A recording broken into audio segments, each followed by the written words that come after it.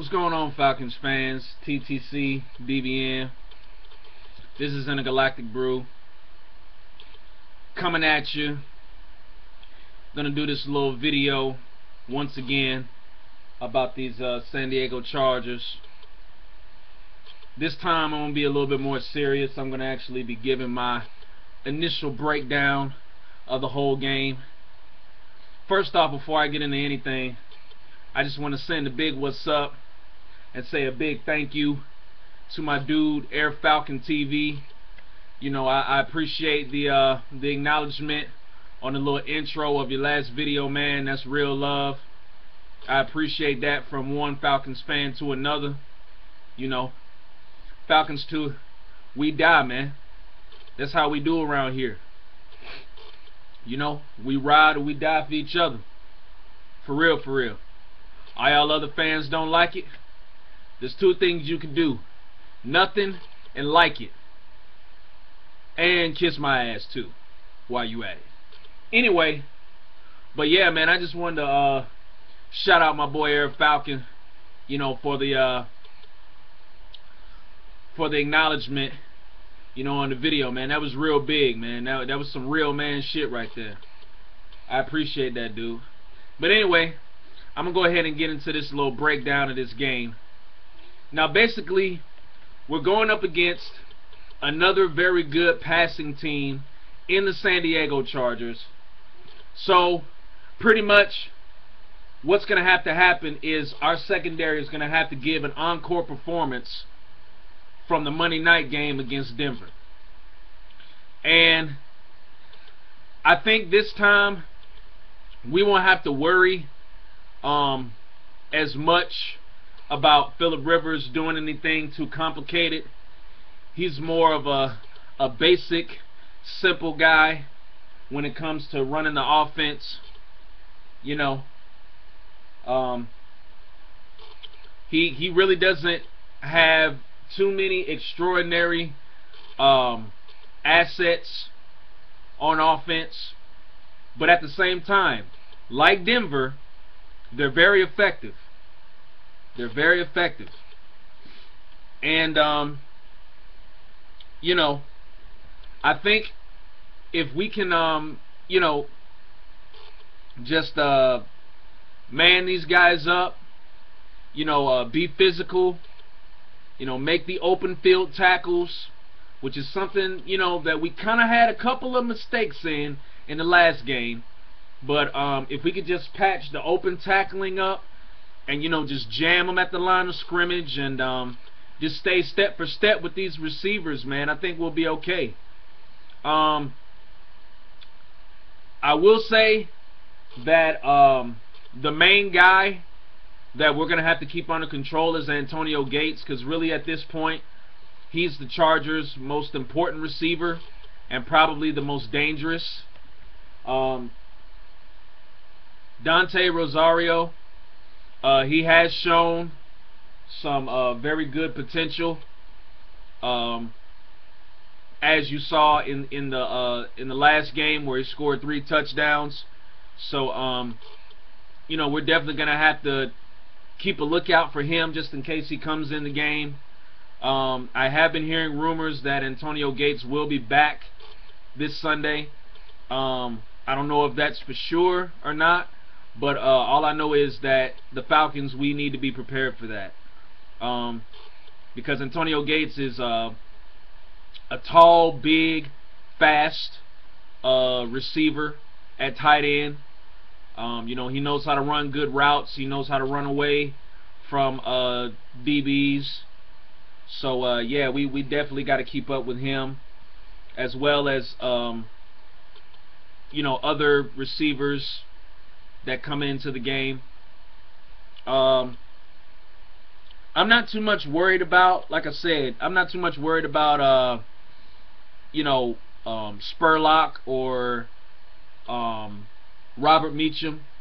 I forgot to mention them the last video that I did when I did my call out video. You know, I forgot to mention Robert Meacham and Eddie Royal as well. I mean, like I said, you know, not a great group of receivers, but they're very effective. You know, if you call the right plays for them, and they can make plays in the open field, especially Eddie Royal. I know a little bit about him from Denver. He was pretty good there. You know, Michael Spurlock, you know, we're pretty familiar with him when he was in Tampa Bay. I still remember that one game where he made that, I think it was maybe 70, 80 something yard return for a touchdown a couple of years ago. So I'm very familiar, as are the Falcons, with Michael Spurlock. But yeah, I mean, basically what we got to do is we just got to continue as a defense to what we did with the Denver Broncos, man. I think we really put a pattern together stemming from that last game. If we could just give Phillip Rivers some confusing looks, you know, make him panic, make him have to switch things up, and you know, just misdirect him, put pressure on him, and you know, just force him to throw interceptions. Because again, you know, this is another guy, at least from what I've seen in the past, that doesn't do too well when a lot of pressure is coming, and he is vulnerable to throw interceptions. He's thrown a lot in the past year or so. So we definitely want to make sure that we allow him to do that. And like I said, just be physical with the receiving core. Like I said, jam them, hit them hard. The speedy receivers, you know, we got to make sure that we stay step for step with them, not let those guys get space and leave themselves open for explosive plays or even touchdowns. And we should be fine, you know.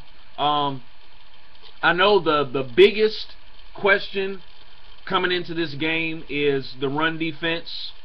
How are we going to be consistent there? I think we just need to make a better effort of just closing out Ryan Matthews early in the game. I think if we close Ryan Matthews out, you know, and not even allow him to really get a head start, I think we should be fine. Because I think the run defense is really not that big of a deal. I think a lot of people are making it more of a big deal than it needs to be. But at the same time, it does need to be improved on. Because, you know, we don't want to give the Chargers any sort of momentum. Because if the Chargers get hot, you will get burned. I've seen them do it plenty of times in games. But if you are able to kind of shut the Chargers out, they are one of those teams that will fold early. So yeah, we've definitely just got to impose our will the first quarter of the game. And you know, we got to make sure that we don't risk too many big plays. And what I mean by that is you know, I'm cool with us jumping routes and trying to make plays on the ball, but let's make sure that we don't do too much of that, because we can get exposed that way. So so yeah, I mean, take the risk, but don't risk too much. That's all I'm saying.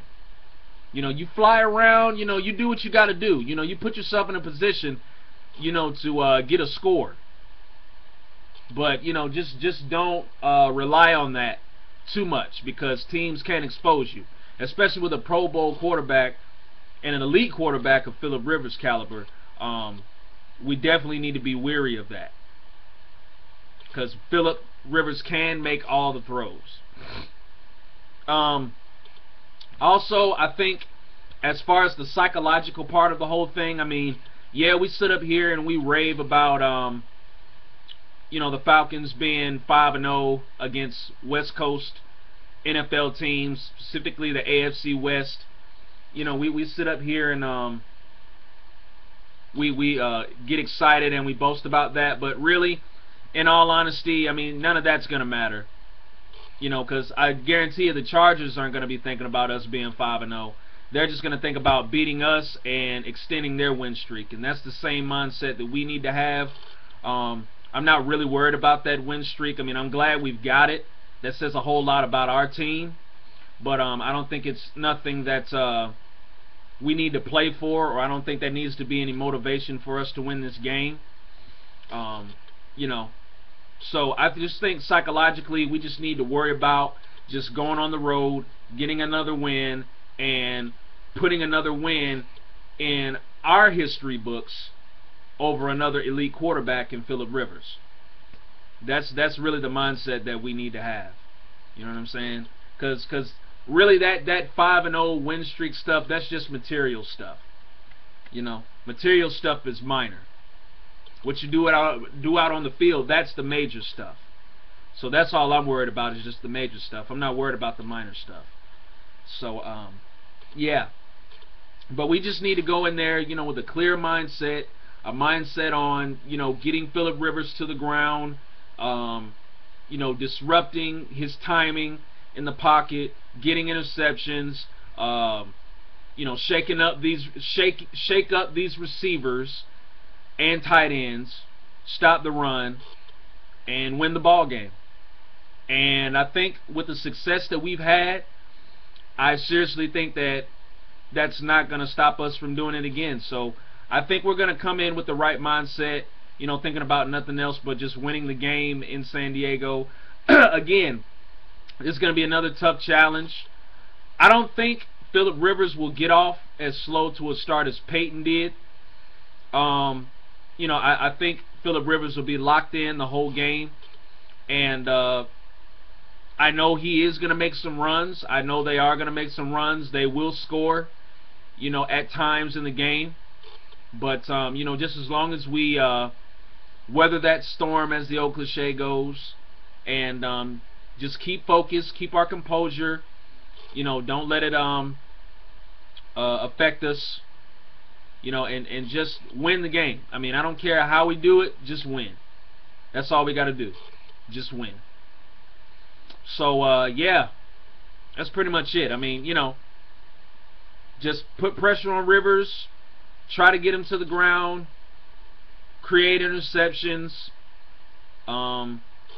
jam the receivers, and stop the run. Mainly we got to stop the run, though. That's the main thing that we have to do. And we just have to limit them to passing the ball, which they're pretty good at too. But I would rather, you know, them pass the ball 40 times in the game and give us a better chance of making interceptions than allowing them to have that balance to where they can open up their passing attack by running the ball. So, you know, I definitely want to take at least that chink out of their armor.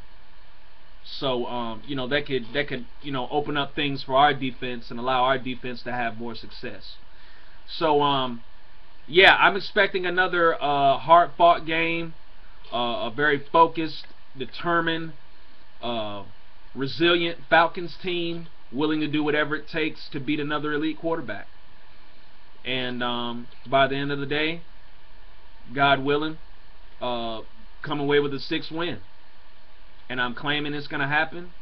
So that's what it is. So I think this time, let's see, if I could predict a score, I'm not going to predict one, but if I had to, I'd maybe say Falcons win this, let's say 35-21.